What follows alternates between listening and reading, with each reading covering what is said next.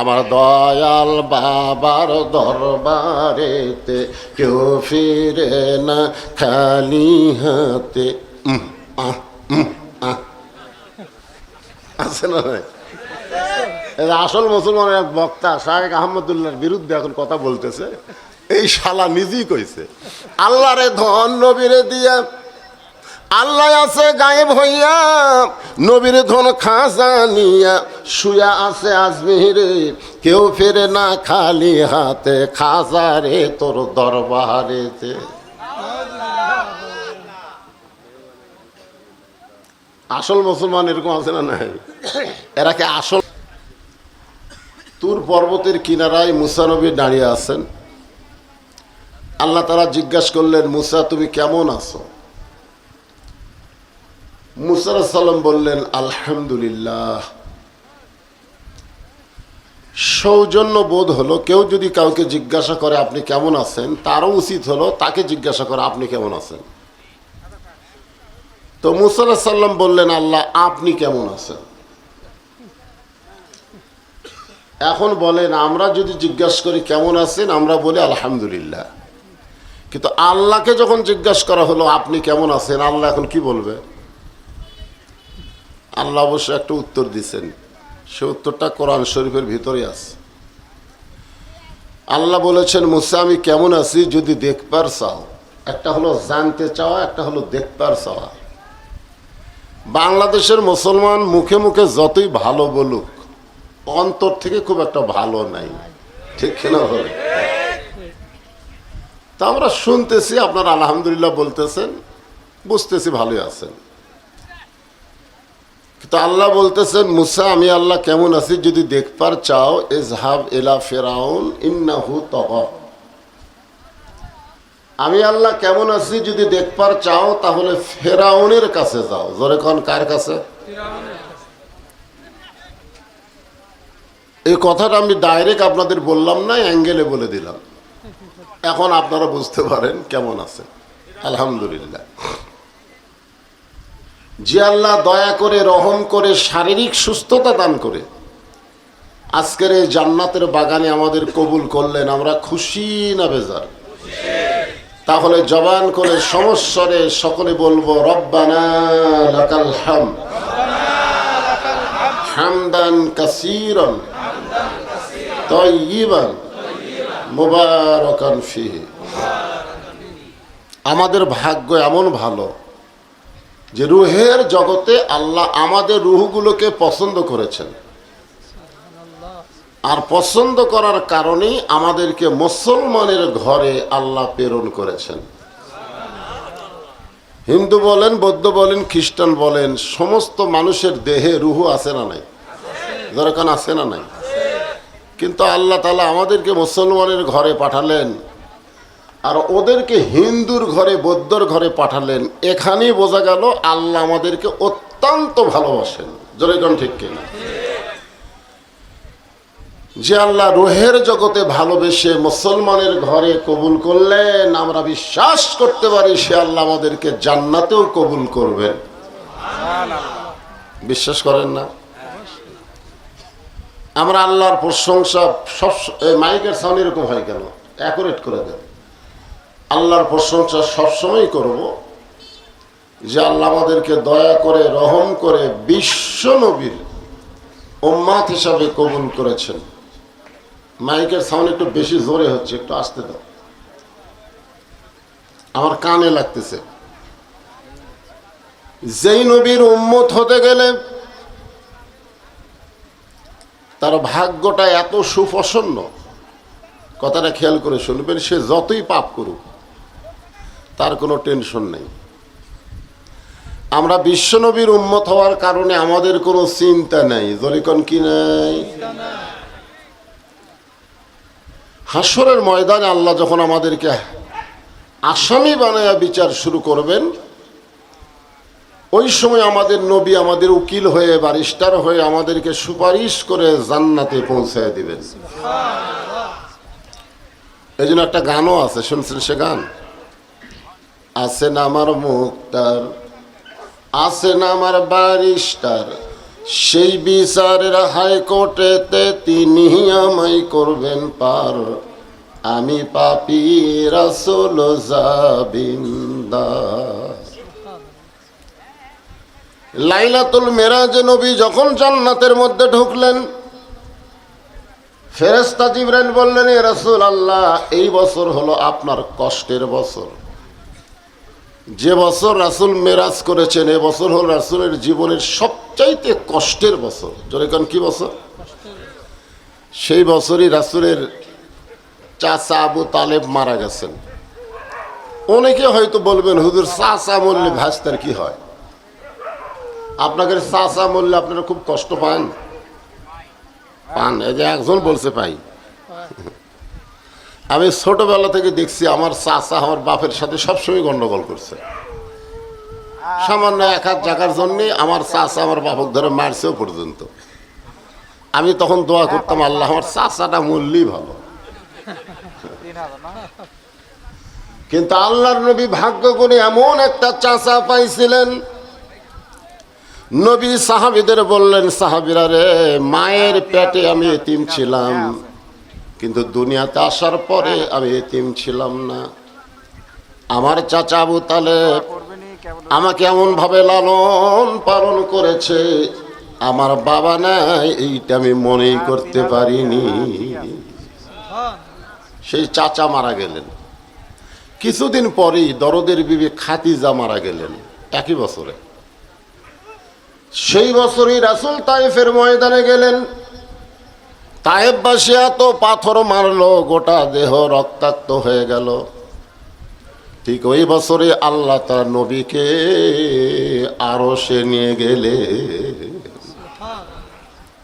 ওই আরশে নিয়ে যাওয়ার এক পর্যায়ে আল্লাহ তাআলা নবীকে জান্নাত দেখার সুযোগ দিয়েছিলেন। জোরে করে সুবহানাল্লাহ। নবী যখন জান্নাতের মধ্যে ঢুকলেন, নবীর সঙ্গে একজন ফেরেশতা ছিল, তার নাম হলো জিবরাইল। নবীর সঙ্গে ফেরেশতা আছে কয়জন? কথা কয় না, একজন। আর আমাদের সাথে আছে কয়টা? দুইটা। আমাদের দুই কান্দে কিন্তু সবসময় দুইটা ফেরেশতা আছে। আপনি যতই অকাম বদকাম করেন, গোপনে করেন, প্রকাশ্যে করেন, দরজা জানলা বন্ধ করে করেন, ওই দুই ফেরেশতা কি ঘুম পাড়ে নাকি? ঘুম পাড়ে? আবার অনেক সময় দরজা জানলা বন্ধ করে অন্যায় করে বলি, কেউ দেখেনি রে, কেউ দেখেনি। তখন দুই ফেরেশতা কি কয়, আল্লাহ আমরা ঘুম পাড়ছি। এই জন্য আল্লাহ কোরআনে বলেন, কিরামান কাতিবিনা ইয়ালামুনা মা তাফআলুন। কিন্তু আল্লাহর নবীর কান্দে এই দুই ফেরেশতা আল্লাহ দেয়নি। কেন দেয় নাই? লাইলাতুল মেরাজে আল্লাহর নবী যখন ঘুমের মধ্যে ছিলেন, এমন সময় জিবরাইল বললেন, এ রাসূলুল্লাহ, যেই নবীকে আপনার আরশে নিয়ে যাব সেই নবী ঘুম পাড়তেছে, এখন কি করব? আল্লাহ বলে, জিবরাইল, আমার নবীরে ডাক দাও। ফেরেশতা জিবরাইল বললেন, কেমনে ডাক দিব? আল্লাহ বললেন, তোমার জিহ্বা বের করে নবীর পায়ের তালুতে সুরবুরি দাও।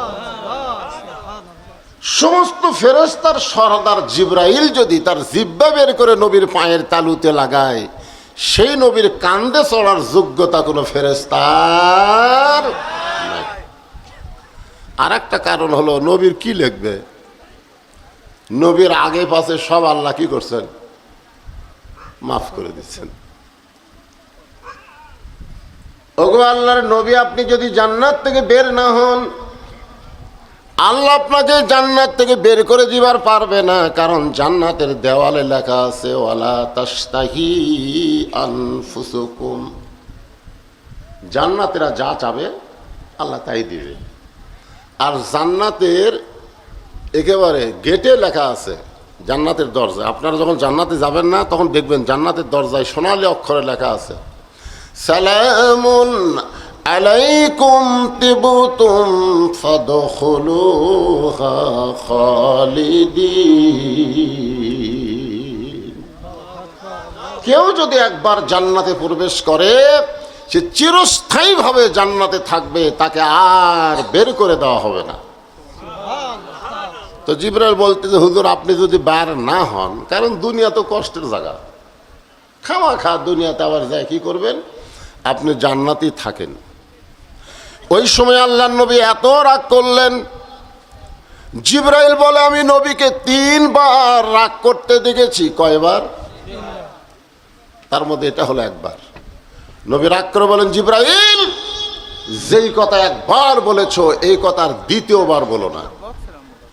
আমি নবী জান্নাতে থাকার জন্য ঢুকি নাই, আমি দেখার জন্য ঢুকেছি। আমি সেই দিন জান্নাতে থাকার জন্য ঢুকবো যেদিন আমার সমস্ত উম্মতেরা জান্নাতি হবে। এখন চিন্তা করে দেখেন, যেই নবী জান্নাতে গিয়েও হামাকের কথা বলে না, আমরা সেই নবীকে নেতা না মানে এমন একজন মানুষকে নেতা বানাই যে সংসদে গেলে আর হামাকের কথা মনে থাকে না। জোরে কোন কথা ঠিক? আয় আয়। এই জন্যে আমরা দরুদ শরীফের মধ্যে কি বলি? আল্লাহুম্মা সাল্লি আলা সাইয়্যিদিনা। সাইয়্যিদিনা, সাইয়্যিদিনা শব্দের অর্থ হলো আমাদের নেতা। যেই নেতা জান্নাতের মধ্যে গিয়েও আমাদের মতন উম্মতের কথা বলে নাই, আমরা সেই নেতাকে গ্রহণ করতে চাই। আরে এরকম করলে হবে? তাই ওয়াজ করবো না কি? একটা স্লোগান দেওয়া লাগবে ওয়াজ শুরুর আগ দিয়ে, আমার নেতা তোমার নেতা, সকলে বলবেন বিশ্ব নবী মোস্তফা। বলতে পারবেন না ভাইজান? জোয়ান মুরব্বী ছেলে যা আছেন, খালি মহিলারা বাদ, ওরা আসতে বলবে, জোরে বলা যাবে না। আমার নেতা তোমার নেতা বিশ্ব নবীর চরিত্র ফুলের মতো না, ফুলের চাইতেও পবিত্র। আমাকে তো পানসা নেতা চামচারা বলে, আমার নেতার চরিত্র ফুলের মতন পবিত্র, নামাজ পড়ে না, একক তো। আমার নবী কি পানসা নেতা? যেই নবী সম্পর্কে আল্লাহ বললেন ইন্নাকা লাআলা খুলুকিন আযীম, এমন একটা মহান চরিত্রের অধিকারী আমাদের নবী, সেই নবী আমাদের নেতা। শুকরিয়া আদায় করব আল্লাহ, ভাগ্যগুণে আমরা সেই নবীর উম্মত হতে পেরেছি। বলেন সুবহানাল্লাহ। একে তো মুসলমানের ঘরে জন্ম নিয়ে মুসলমান, দ্বিতীয়ত বিশ্ব নবীর উম্মত, তৃতীয়ত এমন একটা কোরআন আমরা হেদায়েত স্বরূপ পেয়েছি। মাশাআল্লাহ। যার মধ্যে কোনো সন্দেহ আছে নাকি? তাহলে যারা বলতেছেন না তারা কি ভেজাল আছে? এই কোরআনের মধ্যে কোনো সন্দেহ? এতগুলো মরদ মানুষ এর চাইতে জোরে হবে না। এই কোরআনের মধ্যে কোনো ধোঁকা? এই কোরআনের মধ্যে কোনো গোজামিল? আমি সেই কোরআন নিয়ে আপনাদের সামনে আলোচনা। মসজিদের উন্নয়ন হবেই ইনশাআল্লাহ। বর্তমান প্রধানমন্ত্রী 564টা মসজিদ বানিয়ে দিছে, নাম হলো মডেল মসজিদ। জোরে কর, কি মসজিদ? এক মসজিদে মুসল্লি নাই, খালি মসজিদ বানালে হবে না তো, মসজিদের ভিতরে মুসল্লির আবাদ করা লাগবে। জোরে কন ঠিক কিনা? তো মুসল্লির আবাদ কেমনে হবে এটা আপনাদেরকে চাক্ষুষ আল্লাহর কোরআন থেকে দেখানোর জন্য সূরা মুলকের 2 নম্বর আয়াত, আল্লাযী খালাকাল মাউতা ওয়াল হায়াতা লিয়াবলুয়াকুম আইয়ুকুম আহসানু আমালান ওয়া হুয়াল আজিজুল গফুর। এই যে 2 চ্যাংড়া উঠলো, এই যে আমাদের বগুড়াতে চ্যাংড়া কয়, এরকম একেবারে বিশ্বাস নেই ভাই। এরকে হাতে এমন একটা যন্ত্র আছে, হায় হায়, এরা যে কোন সময় কি অবদান। স্বয়ং জিবরাইলও যদি এখন এসে ওয়াজ করে, বর্তমান যুবকদেরকে ভালো করা কঠিন। মানে ওয়াজ দিয়া যুবকদের ভালো করা যাবে না। যুবকদের ভালো করার ওষুধ আল্লাহর কোরআনের মধ্যে আছে। সে ওষুধটা প্রয়োগ করলে এমনি যুবকগুলো ভালো হবে। ওষুধটা কি? وَنُنَزِّلُ مِنَ الْقُرْآنِ مَا هُوَ شِفَاءٌ وَرَحْمَةٌ لِّلْمُؤْمِنِينَ। তুমি যদি সত্যিকার মুমিন হও, তুমি যদি সত্যিকার মুমিন হও, এই কোরআন তোমার যাবতীয় রোগের শেফা হিসাবে আল্লাহ নাজিল করেছে। আল্লাজি মানে যিনি, আল্লাজি মানে কি? যিনি। মনোযোগ দিয়ে শুনবেন। খালাকাল মাউতা ওয়াল হায়াতা, মৃত্যু এবং হায়াতকে সৃষ্টি করেছেন। আপনারা বলেন তো, আগে হায়াত না আগে মৃত্যু? আগে মৃত্যু। না না, কোরআনে আল্লাহ তাআলা মৃত্যুর কথা আগে বললেন। কেন বললেন? যে তুমি মনে করো না যে আমি কি হনুরে, চারবার পাতলা পায়খানা হলে তুমি আর দাঁড়াবার পারবা না। ধরে কোন কথা ঠিক কিনা? এই জন্য আল্লাহকে মৃত্যুর কথা বললেন, তারপরে হায়াতের কথা বললেন। মৃত্যু এবং হায়াতকে আমি আল্লাহ সৃষ্টি করেছি লিয়াবলুয়াকুম, তোমাদেরকে পরীক্ষা করার জন্যে।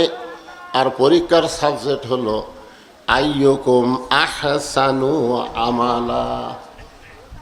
আহসান, আহসান মানে সুন্দর, আমল মানে কর্ম। সুন্দর আমল আমরা সকলেই করতে চাই। যেরকম চাই কি চাই না? একটু জবান করে বলেন, চাই কি চাই না? কিন্তু সুন্দর আমল করার পরিবেশ, মনে করেন একটা মুসলমান সন্তান জন্ম দিয়ে হিন্দুর বাড়িতে লালন পালন করতে দিল। জন্ম দিছে কে? মুসলমান। কিন্তু হিন্দুর বাড়িতে লালন পালন করতে দিল।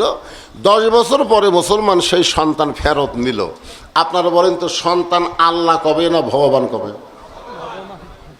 জন্মকে দিছে, কিন্তু ভগবান কেন কয়? আবার যদি কোনো হিন্দু জন্ম দিয়া মুসলমানের বাড়িতে লালন পালন করতে দেয়, 10 বছর পরে যদি হিন্দু তার সন্তানকে ফেরত নেয়, তাহলে সন্তান ভগবান কবে না আল্লাহ কবে?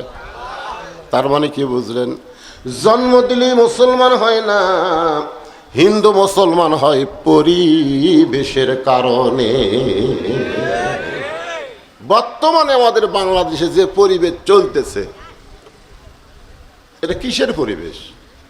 হিন্দু না মুসলমান? ভাইজান একটু বুঝে শুনে বলেন। আপনাদের এলাকায় মুসলমানের বাচ্চা আজান দিলে মসজিদে যাবে, আজান শোনার পরে ঘাড় কাত করে যখন অন্যদিকে যায়, ও যতই মুসলমানের দাবি করুক, রাসূল বলেছেন ও কখনোই মুসলমান না। ধরে কোন কথা ঠিক কি না? বাইনাল আবদি ওয়াল কুফরি তরক সালাত। বান্দার কাফের মধ্যে পৃথক করার জিনিসটার নামই হলো নামাজ। যে নামাজ পড়ে সে কি? মুসলমান। আর যে নামাজ পড়ে না সে হলো কাফের। আচ্ছা, নবীর সাথে কি আপনারা একমত না দ্বিমত? তাহলে নবী যদি বলে যে নামাজ পড়ে না সে কাফের, আর আপনারা মুখ বন্ধ করে আছেন, তার মানে দ্বিমত পোষণ করতেছেন। নবীর সঙ্গে কেউ যদি দ্বিমত পোষণ করে, সাথে সাথে সেই ব্যক্তি কাফের। এখন সুন্দর আমল যদি আমরা করতে চাই, সুন্দর একটা পরিবেশ লাগবে। সুন্দর একটা পরিবেশ যদি তৈরি করতে চাই, সুন্দর একটা সমাজ লাগবে। সুন্দর একটা সমাজ যদি তৈরি করতে চাই, তাহলে সুন্দর একটা রাষ্ট্র লাগবে। সুন্দর একটা রাষ্ট্র যদি গঠন করতে চাই, তাহলে ডক্টর কামালের সংবিধানে হবে না, আমার আল্লাহর সংবিধান লাগবে। বর্তমান বাংলাদেশ চলতেছে কার সংবিধান? ডক্টর কামাল যাই এমপির দালালে ফেল করে। হরি সংবিধানটা দেশ চলবে? যে কোরআন থেকে আপনারা আলোচনা শুনবেন, নাম দিয়েছেন তাফসিরুল কোরআন মাহফিল, ঠিক কিনা বলেন? যেই কোরআনের আলোচনা শুনবেন, এই কোরআন সাধারণ কোনো কিতাব নয়। একদিন ছিল রাখাল, এই কোরআনের কারণে আল্লাহ তাআলা একদিন তাকে অর্ধ পৃথিবীর খলিফা বানায় দিছে, যার নাম হলো হযরত ওমর। একদিন রাখাল ছিল, জানেন? বাপ ওমরকে কয়, কে রে তোর ঘাড়ো তো উঠে লাভ, গাও পেশাবের গন্ধ। তখন কয়, আব্বা উঠ চড়াতে চড়াতে আমার ঘুম ধরে, তো এই ঘুম ধরলে আমি ঘুমিয়ে যাই, উঠগুলো এসে আমার ধারে পেশাব পায়খানা করে, তার সেটা ফোটা আমার গাওত পড়ে। ওমর ফারুকের বাপ কয়, এই গাধা, তুই একটা গাধা। দেখছেন, যে উমরকে তার বাপ একদিন গাধা গাধা বলে গাল দিছে, সেই উমর বাংলাদেশের মতন ৯৬টা দেশের খলিফা হয়ে গেছে। আচ্ছা বলেন তো, ওই গাধা খলিফা হলো কিসের পাওয়ারে? আরো ধরে কান, কোরআনের পাওয়ার আছে না নাই?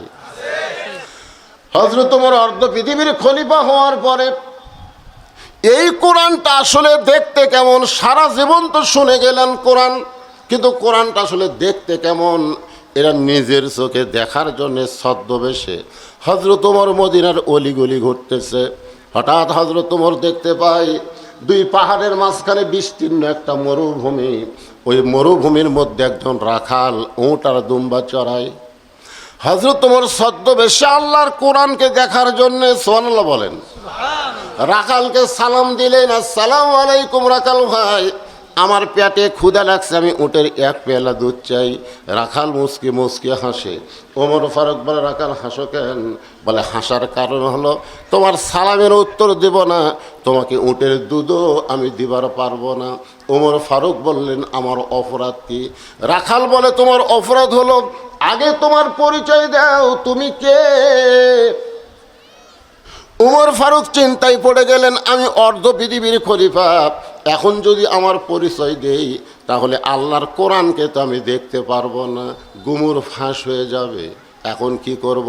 আল্লাহর কোরআন সামনে দাঁড়ায় বলে, ওমর, রাখাল যখন তোমার পরিচয় চাইছে, তুমি আসল পরিচয় দাও। আসল পরিচয় মাওলানা বজলুর রশিদ না, আসল পরিচয় এমপি না, আসল পরিচয় প্রধানমন্ত্রী না, আসল পরিচয় আটঘরিয়া থানার ওসি না, আসল পরিচয় হলো মিল্লাতা আবিকুম ইব্রাহিম ওয়া সাম্মাকুমুল মুসলিমিন।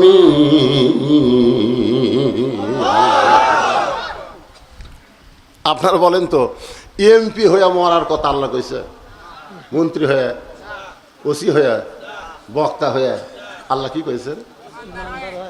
ইমানদার হয়ে না, ডাইরেক্ট কোরআনের আয়াত, লা তামুতুন্না ইল্লা ওয়া আনতুম মুসলিমুন। মুসলমান না হইয়া তোমরা মরিও না। মুসলমান হয়ে যদি আমরা মরতে চাই, তাহলে এই মুহূর্তে যদি আমাদের পরিচয়ের কথা জানতে চাই, সকলে কি বলবেন? আমাদের আসল পরিচয় কি? এ ভাই, যারা বলতেছেন না রে, তারা মুনাফিক হয়ে মরবেন রে। আপনার কোন তো এখানে ফেরেশতা আছে না নাই? আল্লাহ কি ইয়ার কি মারার জন্য ফেরেশতা বানাছে? ফেরেশতা খালি আপনাকে মুখের দিকে তাকা আছে। আমি কোরআন থেকে যেখানে বললাম, আমাদের জাতির পিতা হযরত ইব্রাহিম আমাদের নাম রেখেছে মুসলমান, তাহলে আমরা সেই ইব্রাহিমের পুত্র হয়ে মুসলমান বলবো, এ কথা বলতে আমাদের কোনো শরম আছে? তাহলে বলেন, আমাদের আসল পরিচয় কি? মাশাআল্লাহ। ওমর ফারুক বলেন, রাখাল, তুমি যখন আমার পরিচয় জানতে চাও, আমার আসল পরিচয় হলো আমি একজন মুসলমান। রাখাল বলতেছে, আসল না নকল? যেই কইছে আসল না নকল, ওমর ফারুক চুপ করছে। কিন্তু মুসলমানই তো মুসলমান, এর মধ্যে আসল নকল কি?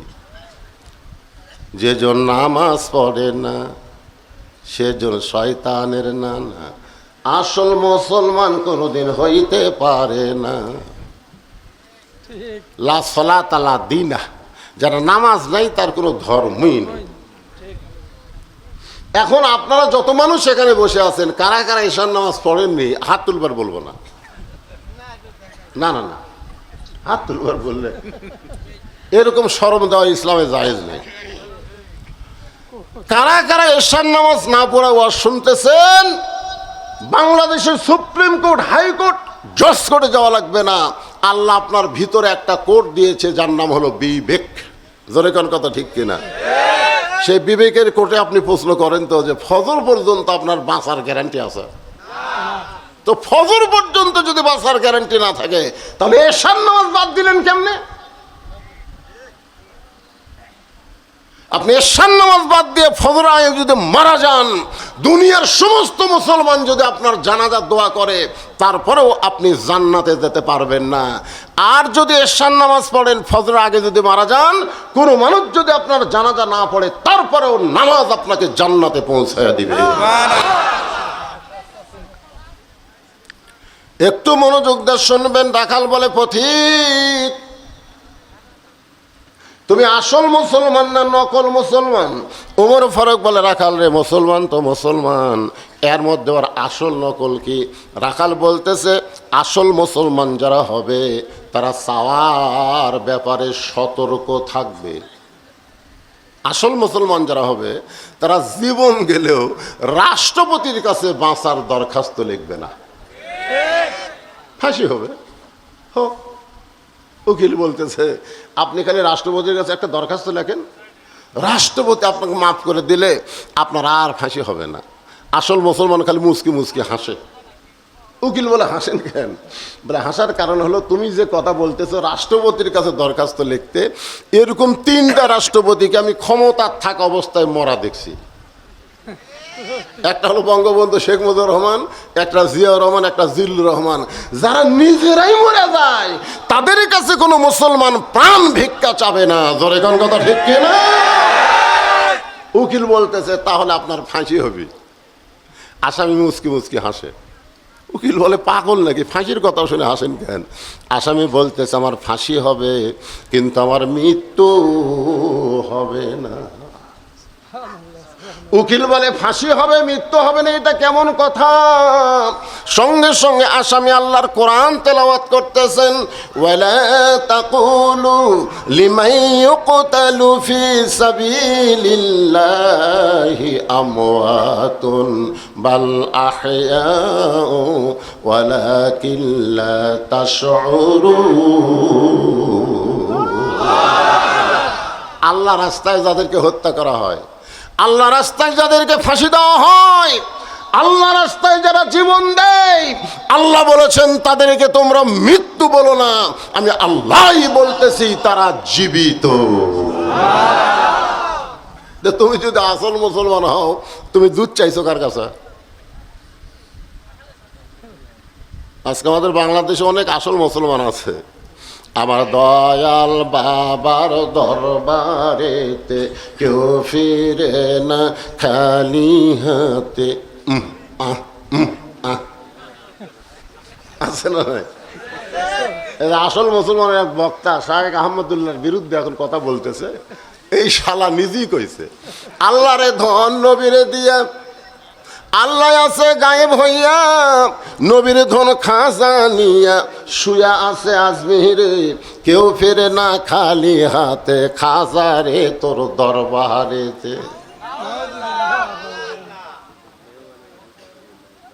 আসল মুসলমান এরকম আছে না নাই?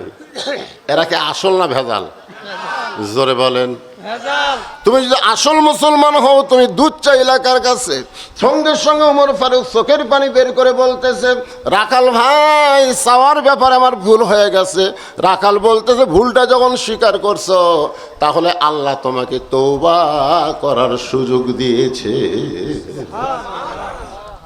মুসা বলে, আল্লাহ, বৃষ্টির জন্য খালি মানুষ না, কীট পতঙ্গ, পশু পাখি সবাই কষ্ট পায়, বৃষ্টি দেও আল্লাহ, দেও আল্লাহ, বৃষ্টি দাও।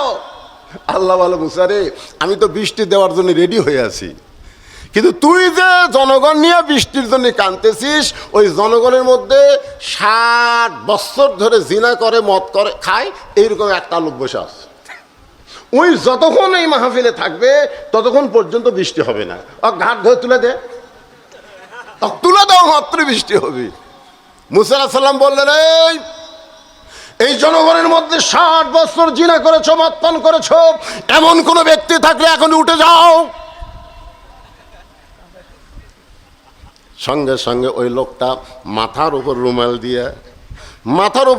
দিয়ে বলল, মাবুদ, 60 বছর হলে জিনা করি, মদ খাই, তুমি গোপন করলা, আজকে বৃষ্টির জন্য তুমি হামাক প্রকাশ করে দিলে। আল্লাহ তোমার নাম সাত্তার, তুমি গোপনকারী, আমি গোপনে তোমার কাছে কান্দি আল্লাহ, আর কোনোদিন জিনা করব না, আর কোনোদিন মদ পান করব না। সঙ্গে সঙ্গে আল্লাহ বৃষ্টি দেয়। মুসা বলতেছে আল্লাহ কেউ তো উঠলো না, বৃষ্টি কেমনে হলো? আল্লাহ বলে যার জন্য বন্ধ করছিলাম তার জন্যই দিলাম। এর নাম হলো তৌবা। এর নাম কি? যারা ঈশান নামাজ না পড়ে আবার শুনতেছেন, তৌবা করেন। ফজর থেকে এক ওয়াক্ত নামাজ বাদ দিব না। আল্লাহ বলে যত নামাজ না পড়ার গুনাহ হয়েছে নিয়ত করার সঙ্গে সঙ্গে আমি আল্লাহ তোকে মাফ করে দিলাম। রাখাল বলে পথিক ভুলটা যখন স্বীকার করছো তাহলে তৌবা করো। ওমর ফারুক বলে ঠিক আছে রাখাল ভাই, আমি তৌবা করতেছি, আস্তাগফিরুল্লাহ। রাখাল কয় হবে না। ওমর ফারুক হবে না কেন? বলে তুমি মূর্খ মানুষ, তুমি তৌবা কেমনে করবা? ওমর ফারুক আমি মূর্খ? আল্লাহ রাসূল বলেছে আমার পরে কেউ নবী হলে কে হতো? আর রাখাল বলতে তুমি মূর্খ মানুষ, তুমি তৌবা কেমনে করবা? ওমর ফারুক বলে রাখাল আমার মধ্যে মূর্খামির কি দেখলা? রাখাল বলতে চাওয়ার ব্যাপারে যে সতর্ক থাকে না সে হলো সব চাইতে বড় মূর্খ। চাওয়ার ব্যাপারে যে সতর্ক থাকে না, ও যে ডক্টর কামাল হয়। বাংলাদেশের সবচাইতে বড় বুদ্ধিজীবী ডক্টর কামাল, অথচ 18 সালে নির্বাচনে সিলেটের শাহজালাল মাজারে এক দল নিয়ে যায়, বলতেছে বাবা বাবা আমরা ভোটর টানাছি বাবা। আল্লাহ কয় কে রে?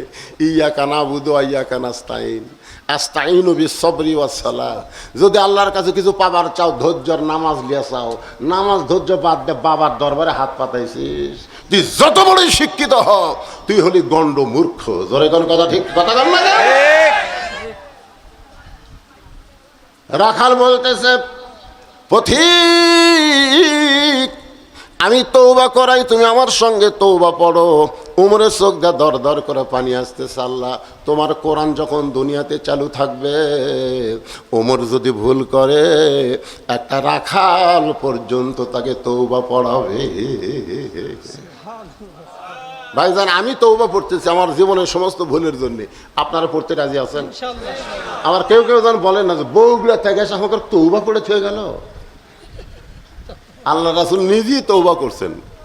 কোন কিতাব আছে ৭০ বার, কোন কিতাব ৭ বার। সাহাবেরা বলতেন হুজুর আপনার আগে পাশে কোনো পাপ নাই, তৌবা কেন পড়েন? রাসূল বলেন আর তায়েব হাবিবুল্লাহ, যে তৌবা করবে সে আল্লাহর দোস্ত হবে। জোরে করে সুবহানাল্লাহ। এই ছেলেরা সবাই সমস্ত যুবকেরা এক বাক্যে আমার সঙ্গে পড়ো, আস্তাগফিরুল্লাহ। পড়েন আস্তাগফিরুল্লাহ রাব্বি মিন কুল্লি জামবি ওয়া তুবু ইলাইহি লা হাওলা ওয়ালা কুওয়াতা ইল্লা বিল্লাহিল আলিয়্যিল আযীম। ওমর ফারুক তওবা করার পরে বলতেছে ও রাখাল ভাই আল্লাহর ওয়াস্তে উটের এক পেয়ালা দুধ দাও, যেই দুধটা পান করে আমি ক্ষুধা তৃষ্ণা নিবারণ করতে চাই। রাখাল মুচকি মুচকি হাসে। ওমর ফারুক বলে আবার হাসো কেন? বলে হাসার কারণ হলো তওবা করার পরে তুমি আবার মুনাফিকি করলে। ভাই এবার এখানে আমাকে ভোট দেন, এইবার এখানে ভোট দেন ভাই। ভোট দেওয়ার পরে আমি জনগণের খেদমত করা ছাড়া নিজের কিছুই করবো না। কেন দেখাটা ভোট লিয়া ওই শালা আর জনগণের কাছে আসে না। আচ্ছা এরকম আছে না? নাই আছে না? নাই। রাখাল বলতেছে এখনো তুমি তওবা করলাম, তওবা করার পরে তুমি মুনাফিকি করলাম। ওমর ফারুক বলে রাখাল মুনাফিক শব্দটা অত্যন্ত খারাপ। আল্লাহ রাসূল বলেছেন জাহান্নামের উপরে থাকবে কাফের আর নিচে থাকবে মুনাফিক। কাফের পেশাব পায়খানা করবে আর নিচে মুনাফিকরা কাফেরের পেশাব পায়খানা খাবে। সাহাবেরা বললেন হুজুর এই জঘন্য মুনাফিক কোন দল থেকে হবে? রাসূল বললেন মুসলমানের ভিতরেই মুনাফিকের আবাদ হবে। আমার মতো মুনাফিকের কি দেখলা? রাখাল বলতেছে এত রাগ করছো কেন? তোমার মুখের সাথে মনের মিল নাই। কিসের সাথে?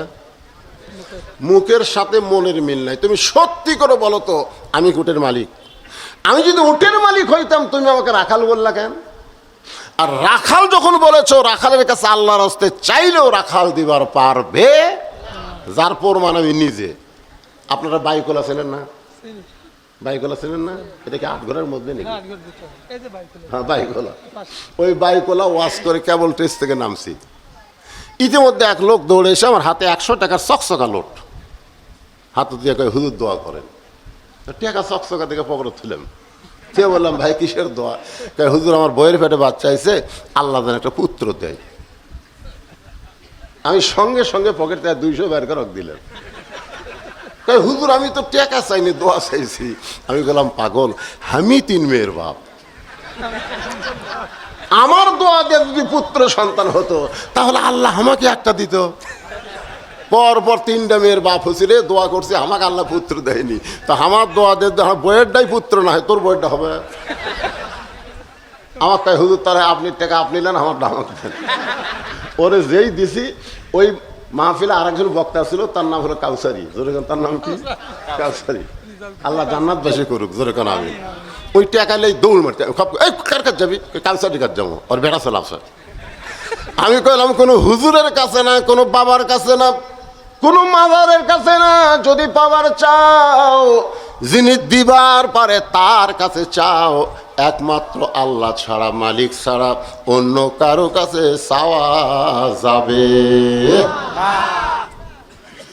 রাখাল বলে পথিক, সত্যি যদি আল্লাহর হস্তে উঠে 1 পেয়ালা দুধ চাও, তাহলে এখান থেকে মালিকের বাড়ি হলো 10 মাইল দূরে। ওই মালিকের বাড়ির দরজাত গিয়া বলো, মালিক তোমার রাখাল ওট আর দুম্বা চড়াই, তুমি যদি হুকুম দাও তাহলে রাখাল আল্লাহর হস্তে উটের 1 পেয়ালা দুধ দিবে। ওমর ফারুক বলে, রাখাল ভাই অত কষ্ট করে মালিকের বাড়ি যাওয়ার দরকার নাই, বরং তোমাকে 2টা টাকা দিলাম, এই 2টা টাকার বিনিময়ে তুমি উটের 1 পেয়ালা দুধ দাও। রাখাল চিল্লে বলে, পথিক তুমি হযরত ওমরকে চেনো? সুবহানাল্লাহ খান। রাখাল হযরত ওমরকে বলতে যে, পথিক তুমি কি হযরত ওমরকে চেনো? যদি ওমরকে চিনতাম তাহলে এরকম বেসাইজা আমল করতে পারতা না। ওমরের গুপ্ত বাহিনী যদি দূর থেকে দেখতে পায় তুমি আমাকে 2 টাকা ঘুষ দিছ, আর আমি মালিক বাদ দিয়ে তোমাকে উটের 1 পেয়ালা দুধ দিলাম, তাহলে তোমাকেও ধরবে আমাকেও ধরবে। এই বুড়া বয়সে যে ধরা পড়তে চাও?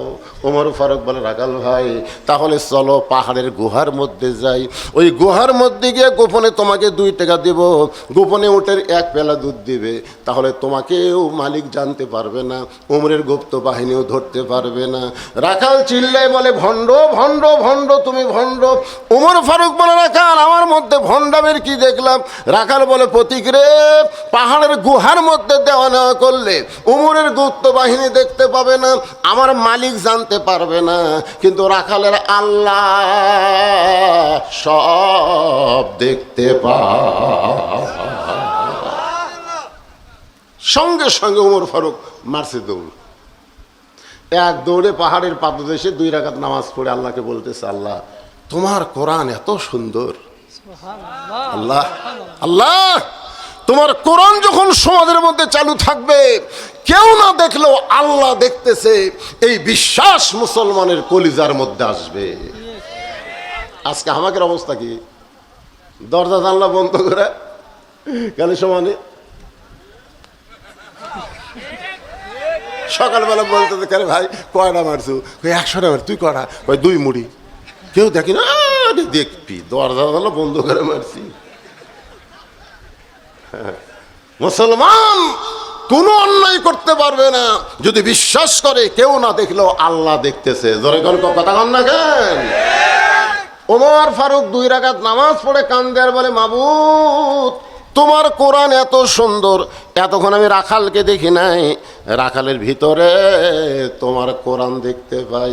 কোরআন তেলাওয়াত করলে কোরআন বোঝা যাবে না, কিন্তু কোরআন মোতাবেক মানুষ যখন চলবে তখন এই কোরআনের সৌন্দর্য মুসলমান দেখতে পাবে। রাখাল পিছনে এসে বলতেছে, ভাই যতই কান্দো উটের দুধ তোমাকে দেওয়া গেল না।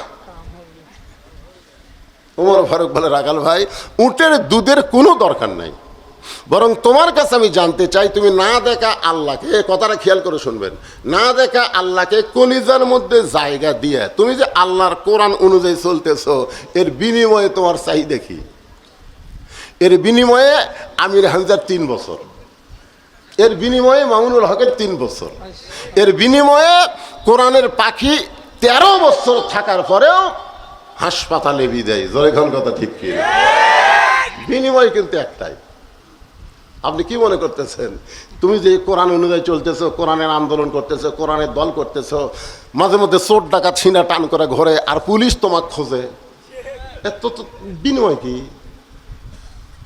বাপ বেটা কয় খেলে বাপ, আমাদের গ্রামে বহু ছেলে আছে বারে, কাউরে পুলিশ খোঁজে না, তোর এত খোঁজ করে কেন? তুই তো 5 ওয়াক্ত নামাজ সামনে কাতারে পড়িস, তুই তো কয় হাদিস পড়লি, কয় আয়াত পড়লি, তার রিপোর্ট লিখিস, তো তোর পুলিশ খোঁজে কেন? এর কি বিনিময়? ওমর ফারুক বলেন, রাখাল দুনিয়াতে ভালো কোনো চাকরি পাও নাই, দুনিয়াতে তোমার ভালো কোনো বাড়ি নাই, তুমি উট দুম্বা রোদের মধ্যে চড়াও, এর বিনিময়েও তুমি আল্লাহর কোরআন অনুযায়ী চলতেছো, এর বিনিময়ে তোমার চাহিদা কি? রাখাল বলে, পথিক আমার চাহিদা যদি শুনতে চাও, আমার চাহিদা হলো, সকলে আমার সঙ্গে পড়েন, রব্বানা পড়েন, রব্বানা আতিনা ফিদ দুনিয়া হাসানাতাও ওয়া ফিল আখিরাতি হাসানা ওয়া কিনা আযাবান্নার। ওমর ফারুক বলে, রাখাল আমি মূর্খ মানুষ বারে, আমি তোমার কাছে চাহিদার কথা শুনবার চাইলাম আর তুমি কোরআনের আয়াত পড়ে শুনালে, এখন কয় মূর্খ মানুষের আয়াত বুঝি? রাখাল কয়, তুমি আসলেই মূর্খ। এই আয়াতের মধ্যে 2টা চাহিদার কথা আছে। 1 নম্বর চাহিদা হলো দুনিয়ার সৌন্দর্য, 2 নম্বর চাহিদা হলো আখিরাতের সৌন্দর্য। দুনিয়ার সৌন্দর্য হলো মহামানব হযরত উমরকে আমি এক নজর দেখতে চাই, যে উমর আল্লাহর কোরআন দ্বারা রাষ্ট্র চালানোর কারণে আমার মতন রাখাল না দেখা আল্লাহকে কলিজার মধ্যে জায়গা দিবার পারছি, সেই মহামানব উমরকে যদি একটা বার দেখতে পাইতাম ভাই, আমার দুনিয়ার চাহিদা আল্লাহ পুরা করত। আর আমার 2 নম্বর চাহিদা হলো, আমি রাখাল যখন মরে যাব, মরার পরে আল্লাহ অধম রাখালকে যেন জান্নাত দেয়। তাহলে রাখালের 1 নম্বর চাহিদা কি? 1 নম্বর চাহিদা হলো ভালো নেতা। জোরে কোন কি নেতা? আপনারা সামনে ইলেকশনে ভালো নেতা খুঁজে পাবেন, যারা দাঁড়াবার ছিল দাঁড়াই। শোনেন, যতদিন পর্যন্ত ভালো নেবে ততদিন পর্যন্ত আইয়ুকুম আহসানু আমালাহ, সুন্দর আমল হবে না ভাই। রাখাল বলতেছে, আমার 1 নম্বর চাহিদা হলো হযরত ওমরকে আমি এক নজর দেখতে চাই, আর 2 নম্বর চাহিদা হলো মরে গেলে অধম রাখালকে আল্লাহ যেন জান্নাত দেয়। সঙ্গে সঙ্গে হযরত ওমর দৌড়ে এসে আমার দিকে, যুবকের তাকাও, আমার দিকে তাকাও, দৌড়ে এসে রাখালের হাতটা এরকম খপ করে ধরে 3টা চুমা খাস। রাখাল কয়, পাগল নাকি রে, আমার ঘামা হাতে চুমা দিলা তার কারণ? ওমর ফারুক বলে, রাখাল আল্লাহ তোমার 2 নম্বর চাহিদা পুরা করছে, মরার সঙ্গে সঙ্গেই আল্লাহ তোমাকে জান্নাত দিবে, যার প্রমাণ আল্লাহ কোরআনে বলেছেন, ইন্নাল্লাযীনা ক্বালু রাব্বুনাল্লাহু সুম্মা ইসতাকামু তাতানাজ্জালু আলাইহিমুল মালাইকা আল্লা তাখাফু ওয়া লা তাহজানু ওয়া আবশিরু বিল জান্নাহ। রাখাল তোমার 2 নম্বর চাহিদা আল্লাহ পুরা করছে, মরার সাথে সাথে আল্লাহ তোমাকে বিনা হিসাবে জান্নাত দিবে। যারা কোরআন অনুযায়ী দুনিয়াতে চলবে, বাংলাদেশে যারা কোরআনের দল করবে, কোরআনের আন্দোলন করবে, কোরআনের আন্দোলন করতে যে জেলে যাবে, রিমান্ডে যাবে, ফাঁসি হবে, দুনিয়াতে তাদের কষ্ট হলেও মরার সঙ্গে সঙ্গে তারা বিনা হিসাবে জান্নাতে চলে যাবে।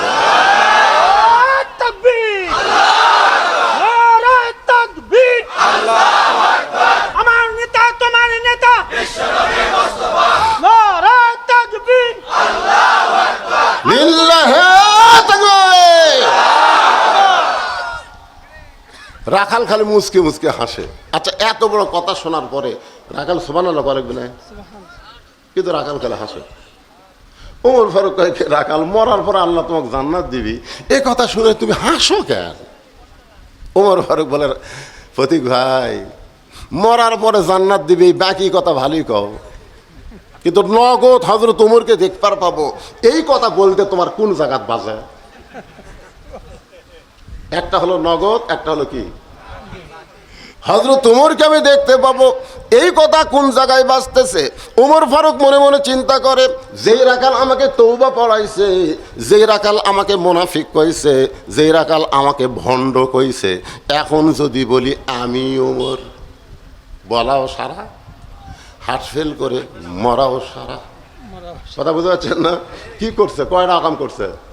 তওবা পড়াছে, মুনাফিক করছে, ভণ্ড করছে, যে রাস্তাতে গেলে শয়তান কয়দিন যায় না। এখন যদি বলে ভাই আমি উমর, উমর ফারুক চিন্তায় পড়ে গেলেন যে আমি উমর এই কথা রাখালকে কেমনে বলবো। এমন সময় আল্লাহর কোরআন সামনে এসে বলতেছে, ওমর তুমি যদি তোমার কথা ডাইরেক্ট বলবার না পারো, উদউ ইলা সাবিলি রাব্বিকা বিল হিকমাহ। এক জায়গায় বুঝলেন, এখানে মাহফিলের কাছে মেয়ে মানুষের বসার যা করছে, মেয়েরা খালি হইচই করতেছে, মানে ওয়াজই ঠিক মতো তুলবার দিচ্ছে না। আমি রাগ করে বলো, এই মেয়েরাই, জোরে কথা বললে পর্দার খেলাফ হয়, তোমরা যদি জোরে কথা বলো পরপুরুষ শুনলে তোমাদের পাপ হবে, কথা বন্ধ করো। আচ্ছা আমি কি ভুল করছি?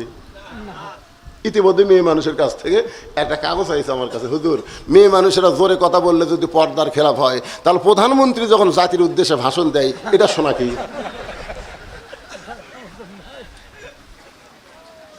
আমি যদি এখন বলি প্রধানমন্ত্রীর ভাষণও শোনা জায়েজ নাই, এটা ডাইরেক্ট কই, তা আমাকে জবাব দিবে? তখন আল্লাহর কোরআন আমার সামনে এসে বললো, উদউ ইলা সাবিলি রাব্বিকা বিল হিকমা। ডাইরেক্ট যদি না পারিস অ্যাঙ্গেলে মার দিয়েছ। আমি অ্যাঙ্গেলে মার দিয়েছি, জনগণ সবাই বুঝিছে।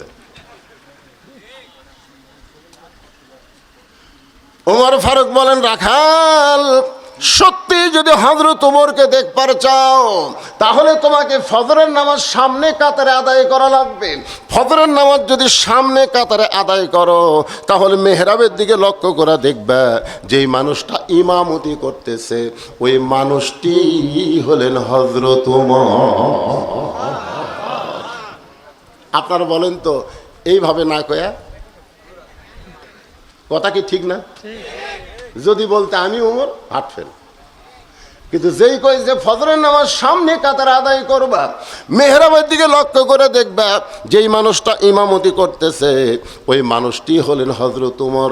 রাখাল ছোট বাচ্চার মতন কান্দে, এতক্ষণ রাখাল কিন্তু হাসিছে। ওমর ফারুক বলে, কান্দো কেন? বলে, কান্দার কারণ হলো আমি বারান্দাত নামাজ পড়ি, আমি ভিতরে ঢোকার সাহস কোনোদিন পাই না। ভিতরে নবীর দামি দামি সাহাবী, সেই দামি দামি সাহাবীর মধ্যে আমি রাখাল কেমনে যাই? ওমর ফারুক বললেন, রাখাল তুমি কম দামি আর ভিতরে দামি দামি, এই কথা তোমার কে বুঝাইলো? আল্লাহ কোরআনে বলেছেন, ইন্না আকরামাকুম ইনদাল্লাহি আতকাকুম। ওই ব্যক্তি সবচাইতে দামি হয় যার কলিজার ভিতরে আল্লাহর বেশি ভয়। আপনারা বলেন তো কি ভাই, আপনারা কিছু গুদগুদ করতেছেন নাকি? না না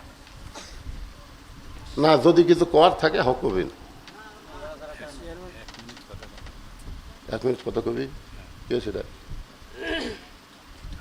চেয়ারম্যান। আচ্ছা, কোথায় চেয়ারম্যান? আসো। চেয়ারম্যান সাহেব একটা স্বাগতম আপনারা দেবেন না? একেবারে নতুন দাঁড়াচ্ছে কেবল। 1 মিনিট। এখন আপনাদের সম্মুখে সংক্ষিপ্ত কথা বলবেন সারফা ইউনিয়ন পরিষদের দোয়া প্রার্থী, চেয়ারম্যান পদপ্রার্থী জনাব মোহাম্মদ হাসিনুর রহমান নিটন। তিনাকে বক্তব্য রাখার জন্য সবাইকে অনুরোধ জানাচ্ছি। আসসালামু আলাইকুম। এই জন্য কয়বার তাকাছি, মনে ভুলে গেছেন কয়বার? রাখাল বলতেছে আমার কি ঠেকা পড়ছে, আমি সামনে আসার আমার ঠেকা কি? আমার কোনো ঠেকা নাই, হে বারান্দাত নামাজ পড়ি। আজকে আমার ঠেকা হলো দেখার জন্য আছি, দেখা হয়ে গেলে আমার ঠেলা আছে এই জায়গা তার আমি আসি। এটা খুব কঠিন জায়গা তো, এটা নামাজ শেষ হলে বারান যায় না, আর বারান্দাত খালি সালাম ফেরামো, মারমো দৌড়। তো ওসমান গনি বলতেছে আপনি দেখার জন্য আসছেন, দেখা হবে? রাখাল কয় পাগলা নাকি, চোখের পাওয়ার যে ভালো, দেখবো মানে সেইভাবে দেখবো। ওসমান গনি বলে ভাইজান আমি কয়েক বছর হলে সামনে কাতারে নামাজ পড়ি, এখন পর্যন্ত আমার দেখা হয়নি। রাখাল কয় দেখি আমার দিকে ভালো করে তাকান তো। ওসমান গনি তাকা, চোখের মুনি তো ভালোই আছে, দেখা হয় না কেন? ওসমান গনি বলে ভাইজান কয়েক বছর হলে আসতেছি ভাই, এখন পর্যন্ত দেখতে পাইলাম না। রাখাল দেখতে চায় হযরত ওমরকে, আর ওসমান দেখতে চায় নামাজের মালিক আল্লাহকে। রাখাল দেখতে চায় কাকে? ওমরকে। জোরে কোন কাকে? আর ওসমান গনি দেখতে চায় লোককে দিছে। আল্লাহর নবী বলেছেন আনতাবুদুল্লাহ কাআন্নাকা তারাহু ফাইন লাম তাকুন তারাহু ফাইন্নাহু ইয়ারাকা। যখন তুমি ওয়াসজুদ ওয়াক্তারিফ, যখন তুমি নামাজের সেজদা দিবে, ওই সেজদা তোমাকে আল্লাহর এত নিকটে নিয়ে যাবে, তুমি আল্লাহকে দেখতে পাবে। আল্লাহ যদি দেখা না হয়, আল্লাহ তোমাকে রহমতের কোলে নিয়ে আদর করতেছে, এই বিশ্বাস তোমার কলিজায় আসবে। রাখাল বলতেছে একটা কাম করো, ওসমান গনিকে বলতেছে একটা কাম করো, তুমি আমার হাত ধরো, হাত ধরো, আজকে আমিও দেখবো তোমাকেও দেখা দেবো। তুমি কি মনে করছে এত বছর হলে সামনে নামাজ পড়তেছে, আজ পর্যন্ত দেখবার পেলা না, ধরো হাত। ওসমান গনির সামনে আল্লাহর কোরআন এসে বলতেছে ইয়া আইয়ুহাল্লাযীনা আমানুত্তাকুল্লাহা ওয়া কুনু মা'আস সাদিকিন। এ আল্লাহর বান্দারা, আল্লাহর ভয় যদি কলিজার মধ্যে রাখতে চাও, একটা সত্যবাদী সাদিকিনের সাথী হও। ওসমান গনি বলে আল্লাহ আমার যোগ্যতায় তোমাকে দেখা পাইনি, আল্লাহ আজকে এমন এক ভাই পাচ্ছি লিজেও দেখবে আমাকেও দেখে দিবে। সেই বিশ্বাসে রাখালের হাতটা ধরে ওসমান গনি বসে আছে। কিছুক্ষণ পর নামাজের জামাতের সময় হয়েছে। নামাজের যেই মাত্র জামাতের সময় হবে, এমন সময় কিন্তু এক ব্যক্তির মশান বাড়ে। জোরে কোন কোন ব্যক্তি? আমাকে এলাকার মুয়াজ্জিন যখন আকামত দেয় বুঝলেন, তখন দুই দিকে তাকাই, ওর তাকানো সেই দেখলি মনে হয় ও বেতন কম হতে পারে রে, এরকম কাতার সোজা করো, যেই কইছে কাতার সোজা করো, দেখি এমপিও কাতারো, ধনীও কাতারো, মুয়াজ্জিন গায়ে বেতন কম হোক, কথা মতো লাগে। মুয়াজ্জিন আর একটা মোশন দেখছি আমি বুঝলেন, এরকম মোবাইল বন্ধ করো। তখন যাদের মোবাইল চালু আসলো বাইকে টিপছি, মুয়াজ্জিন কে কে বেতন কম দিব, কথা শুনবো না। আমি মুয়াজ্জিনকে বলি ভাই এইরকম চিল্লা ওটা কন কেন, তোদের বেতন কম? তাই বলে আমার একটা মোশান নাই, আমার মোশানে কাতার সোজা হবে, আমার কথায় মোবাইল বন্ধ হবে। কি মনে করতেছেন আপনি? যখন এই নামাজের সময় হয়ে গেছে, এমন সময় মুয়াজ্জিন আকামত শুরু করেছেন। যেই মাত্র মুয়াজ্জিন আকামত শুরু করেছে, এমন সময় হযরত ওমর মেহরাবের মধ্যে ঢুকতেছে। আপনারা হয়তো মনে করবেন হুজুর ওমর কোন দিক দিয়ে মেহরাবে ঢুকলো? বর্তমানে কোরআনের শাসন না থাকার কারণে আমাদের ইমাম দরজা দিয়ে মেহরাবে যায়, কিন্তু আল্লাহর কোরআন দিয়ে যেদিন বাংলাদেশ চলবে, সেদিন মেহরাব বরাবর একটা দরজা থাকবে, আর দরজার ওই পারে ইমাম মানে নেতার একটা রেস্টরুম থাকবে। যেই মাত্র আকামত শুরু করেছে, এমন সময় হযরত ওমর মেহরাবের মধ্যে ঢুকছে। রাখাল খালি বারবার এরকম এরকম করে দেখতেছে। মুয়াজ্জিন যেই বলছে কদ কামাতিস সালাহ, কদ কামাতিস সালাহ, সঙ্গে সঙ্গে রাখাল আল্লাহু আকবার। ওসমান গনি হাত ছাড়া দিছে। এতক্ষণ কি ধরে ছিল? হাত ছাড়া দিয়ে বলতে যে কে রে ভাই, ইমাম ভুল করলে মানুষ লোকমা দেয়, আর আকামতি শেষ হয়নি, তুমি তাতে আল্লাহ আকবার লোকমা দিলে। রাখাল বলতেছে এই জন্যই তো তুই কানা, এই জন্যই তুই একবার আসে তুই দেখবার পাস না রে, আমি কি জন্য লোকমা দিলাম তুই জানিস না? সঙ্গে সঙ্গে দ্বিতীয় কাতার থেকে একজন সাহাবী দৌড়ে এসে রাখালের হাতটা হেসকা টান দেয়, বলে এই পাগল, তোকে প্রথম দেখে আমার সন্দেহ হয়েছে, তুই কারে কানা কানা বলতেছিস, তুই কার সঙ্গে তিরস্কার ভাষা করতেছিস, তুই কি জানিস এই মহান ব্যক্তিকে? রাখাল বলতেছে, আমি বারান্দায় নামাজ পড়ি, আমি ভিতরের কাউরে চিনি না। সাহাবী কান্দের বলে, পাগল রে, তুই যারে কানা কানা বলতেছিস, এই মহান ব্যক্তি হলো ওসমান গনি, আল্লাহর নবীর ডবল জামা। এখানে যারা হজ করছেন আছেন কেউ? স্টেজের উপর কেউ আছে? ভাই আপনি আছেন, আপনি গেছেন তো? যারা হজ করছেন, যারা আছেন এখানে বুঝবেন, মসজিদ নববীর পাশে সবচাইতে যে বড় গোরস্থান, সে গোরস্থানের নাম হলো জান্নাতুল বাকি। ওই গোরস্থানের দরজাত কিন্তু আরবি দিয়ে লেখা আছে, আপনারা পড়ছেন কিনা? আমাকে হাজিরাতুল্লাহ পড়বার চায় না, খালি হুড়মুড় করে ঢোকে। ওই দরজাত লেখা আছে কম পক্ষে 10,000 সাহাবী জান্নাতুল বাকির মধ্যে ঘুমায় আছে। এই ঢুকতেই একের জান্নাতুল বাকিতে ঢুকতেই যে কবরটা পাওয়া যায়, সে কবরটা হলো ওসমান গনির কবর। হ্যাঁ, না বাতি কে দিবে? বলে বাতি দেওয়ার জায়গা কে ভাই? শোনেন, তো এই ওসমান গনি এই কবরের পাশে যারা দাঁড়াছেন, এখানে যারা হাজী সাহেব আছেন, যারা দাঁড়াছেন, বিশ্বাস করেন ওনার কবরের পাশে দাঁড়ানোর সাথে সাথেই গোটা দেহের মধ্যে একটা কম্পন সৃষ্টি হয়। একটু লক্ষ্য করে জিয়ারত বোঝেন তো? আমরা খালি চোখ দিয়ে দেখি। আল্লাহ রাসূল বলেন, ইত্তাকু ফিরাসাতাল মুমিনিনা ফাইন্নাহু ইয়ানজুরু বিনুরিল্লাহ। খালি দুই চোখ দিয়ে দেখা হবে না, চোখটা বন্ধ করে একটু দেখেন। ছোট্ট একটা পাথরে খোদাই করে লেখা আছে ওসমান গনি। আল্লাহ কোরআনে বলেছে, আল্লাহু গানিয়ুন ওয়া আনতুমুল ফুকারা, একমাত্র আমি আল্লাহ হলাম ধনী, বাদ বাকি সবগুলো ফকির।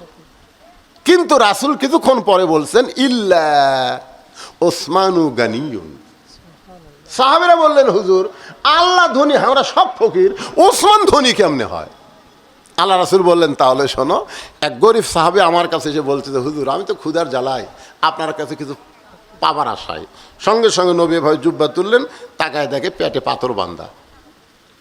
সাহাবী মনটা খারাপ করে যখন চলে যায়, এমন সময় আল্লাহ নবী বললেন, সাহাবী রে, আল্লাহ কোরআনে বলেছেন, আম্মা সাইলা ফালা তানহার, সায়েলকারীকে ফিরান যায় না। আমার কাছে আইসিস দিবার পারিনি তো কি হয়েছে, ওসমানের কাছে যা। নবীর কথা মতো গরিব সাহেব ওসমান গনির দরবারে সন্ধ্যার সময় গেছে, যা দেখে সন্ধ্যার সময় ওসমান গনি ঘরে যে বাতি জ্বলাইছে, ওই বাতির একটু আলো বেশি, ওই আলো টাইনা আলো কমাইতেছে। গরিব মনে মনে কয়, আমার বাড়িতে আর চাইতে বেশি আলো জ্বলে, আমি তো আলো কমাই না, এই কৃপণ আমাকে কি দিবি? নবীর কাছে এসে বলে, হুজুর কি কন, আপনি দিবার পারেননি, ভালো আছে, এমন এক লোকের কাছে পাঠাচ্ছেন, সামান্য আলো তাও আবার কমায়। রাসূল বলতেছে, তুমি কি তোমার অভাবের কথা কইছো? বলে, বলার পরিবেশই বাইরে। আল্লাহ রাসূল বলে, আবার যাও। পরদিন সকালবেলায় গরিব সাহাবী ওসমান গনির দরবারে গিয়া দেখে ওসমান গনি যে বালিশ মাথায় দিয়ে ঘুম পাড়ছে, ওই বালিশের কোনা ফাটা সামান্য তুলা ঘরের মধ্যে পড়ছে। ওই তুলাগুলো খুঁটায় ওই খোলের মধ্যে ঢুকাই। গরিব মনে মনে কয়, এর সাইডে বেশি তুলা পড়লে আমি সামটা দিয়ে ধার দিতাম। এই কী কৃপণের কৃপণ, এই তুলা খোটায় খোলের মধ্যে ঢুকাই। নবীর কাছে গিয়ে বলে, রাসূল আল্লাহ আপনি দিবার পারবেন না, ঠিক আছে, কিন্তু এমন কৃপণের কাছে আমার কেন পাঠাইছেন? আল্লাহ রাসূল বলে, তুমি কি তোমার অভাবের কথা কইছো? বলে, যে পরিবেশ দেখলাম কইনি। আবার যাও। পরদিন সকালবেলা গরিব ওসমান গনির দরবারে গিয়ে দেখে ওসমান গনি খালি গায়ে বসে আছে।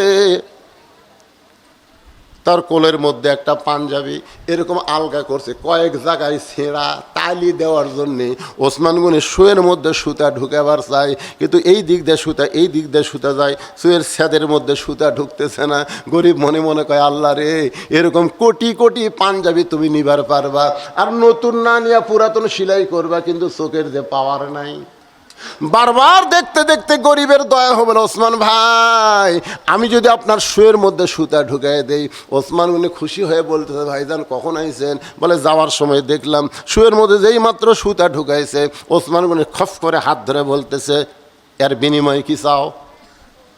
এই যে শুয়ের মধ্যে সুতা ঢুকাই দিলে, এর বিনিময়ে কি চাও? গরিব মনে মনে কয়, তুই যে কিরফনের কিরফন রে, তোর কাছে চাওয়া মানে হাত ছেড়ে দেন, কিছু লাগবে না, খেলে আমার হাতটা। ওসমান গনি কয়, যে হারে ধরছি ছেড়ে দেওয়ার জন্যে। বলো তুমি কি চাও? গরিব বলে, হাতটা ছেড়ে দেন ভাই। ওসমান গনি বলে, ম্যানেজার। সঙ্গে সঙ্গে সে ডাকতে বলে, হুজুর আমারে ডাকলেন? বলে, যে ভাই আমার শুয়ের মধ্যে সুতা ঢুকাই দিল, এর 100টা উট দিয়া দাও। গরিব কই, হুজুর কি করলেন? এই শুয়ের মধ্যে সুতা ঢুকাইলে 100 উট। ওসমান করে বলে, ম্যানেজার আমার ভাইকে 200 উট দিয়ে দাও। গরিব বলে, হুজুর কি বলেন? সামান্য শুয়ের মধ্যে সুতা ঢুকাইলাম, 200 উট দেবেন। ওসমান বলে, ম্যানেজার ওই ফার্মে কত উট আছে? বলে 2000-এর বেশি, সব আমার ভাইকে দিয়ে দাও। গরিব জোড়হাত করে বলে, হুজুর আর দিবেন না হুজুর, আর লাগবে না হুজুর। তাহলে পরপর 3 বার আমি কি দেখলাম? ওসমান গনি বলে, ভাই কি দেখছো? বলে, প্রথম দেখলাম আলো বেশি হয়েছে বলে আলো কমাইলেন। তারপরে দেখলাম তুলা ফাইটা, বালুশ ফাইটা তুলা পড়ে গেছে, ওই তুলা খোটায় খোটায় বালুশের মধ্যে তুললেন। তারপরে দেখলাম পাঞ্জাবি সেলাই করবেন, শুয়ের মধ্যে সুতা ঢোকাবার পারতেছেন না। ওসমান গনি হাসে আর বলে, পাগল রে, তুমি 3 বার যেইটা দেখছো এর নাম হলো দুনিয়া, আর তোমার যেইটা দিলাম তার নাম হলো আখেরাত। এই দুনিয়ায় আলোর দরকার ওসমানের নাই, এই দুনিয়ার আরামের বালিশের দরকার ওসমানের নাই, এই দুনিয়ায় ভালো পাঞ্জাবির দরকার ওসমানের নাই। ওসমান হলো আখেরাতের কাঙ্গাল। তোমাকে দান করে ওসমান আখেরাতে পাওয়ার আজকে যারা আপনারা বসে আছেন, আপনারা কি আখেরাতের কাঙ্গাল না দুনিয়ার কাঙ্গাল?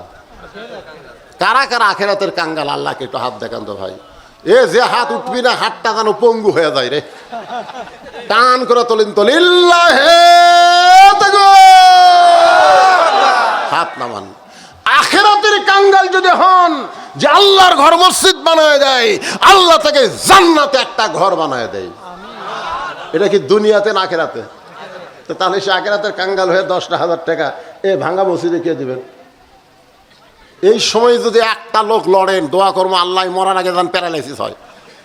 হ্যাঁ, আসেন 10,000 টাকা, 5,000 টাকা, 10 বছর সিমেন্ট, 5 বছর সিমেন্ট।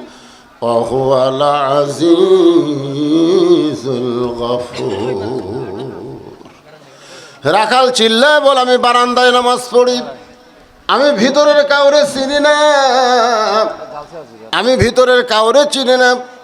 যে ব্যক্তির সঙ্গে আমি খারাপ ব্যবহার করলাম ওই ব্যক্তি ওসমান গনি আমি জানি না। আমি বারান্দায় নামাজ পড়তাম, আমি ভিতরে ঢোকার সাহস কোনোদিন পাইতাম না, কিন্তু ওই পথিক আমার সর্বনাশ করছে। ওই পথিক বুঝতেছেন তো? পথিকের নাম কি? ওই পথিক আমার সর্বনাশ করছে। ওই পথিক আমারে কইছে, উমরকে যদি দেখবার চাও তাহলে সামনে কাতারে নামাজ পড়লে মেহরাবের দিকে তাকায় লক্ষ্য করবা, যেই মানুষটা ইমামতি করতেছে সেই মানুষটি হলো হযরত ওমর। আমার সারা জীবনের সাধনা ওমরকে আমি এক নজর দেখতে চাই, কিন্তু সেই হযরত ওমরকে দেখতে সে পথিককে যদি আমি দেখতে পাই, তাহলে তোমরাই বলো লোকমা দেওয়া ছাড়া তো আমার উপায় নাই। আমি আল্লাহু আকবার লোকমা দিয়া ওই পথিককে ওইখান থেকে সরায় দিয়া ওই জায়গায় হযরত ওমরকে আমি এক নজর দেখতে চাই। হাজার হাজার সাহাবীরা পাগলের মতন কান্দে। সমস্ত সাহাবী যখন কান্দে, রাকাল চিল্লায় বলে, বারান্দায় নামাজ পড়া ভালো, এ ভিতরে কেন কান্দা কান্দি শুরু হয়ে গেল? ওসমান গনি বলে, রাকাল ভাই, ভিতরে কান্দার কারণ হলো তুমি যারে পথিক পথিক বলতেছ তিনি হলেন হযরত ওমর। গাছের গোড়া কাটলে গাছটা যেমন ঠাস করে পড়ে যায়, রাখাল তেমনি মেহরাবের মধ্যে পড়ে কাটা মুরগির মতন ছটফট করে আর বলে, আমির আল মুমিনিন, আমি আপনাকে তওবা পড়াইছি, আমি আপনাকে মুনাফিক কইছি, আমি আপনাকে ভণ্ড কইছি, অথচ অধম রাখালকে আপনি কিছুই বলেন নাই।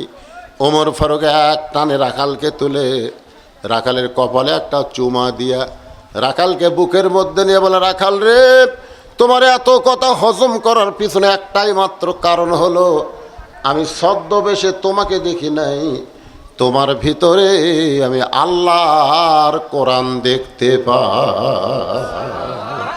লিয়াবলুয়াকুম আইয়ুকুম আহসানু আমালা। যদি আমরা সুন্দর আমল করতে চাই, আল্লাহর কোরআন শুধু ওয়াজের মধ্যে রাখলে হবে না, এ কোরআনকে বাস্তব জীবনে আমল করা লাগবে। জোরে কোন ঠিক কিনা? না খালি ওয়াজ শুনলে হবে? তো বাস্তবে কোরআন যদি আমরা দেখতে চাই, কোরআন অনুযায়ী আমাদের চলতে হবে। আল্লাহ আমাদের সবাইকে কোরআন অনুযায়ী চলার তৌফিক দান করুক। সকলে বলে আল্লাহুম্মা আমিন। এই ভাইজান যারা দাঁড়িয়ে আছেন সবাই বসেন, এখন দোয়া হচ্ছে, ইস্তিগফার পড়েন। আস্তাগফিরুল্লাহ আল্লাযী লা ইলাহা ইল্লা হুয়াল হাইয়ুল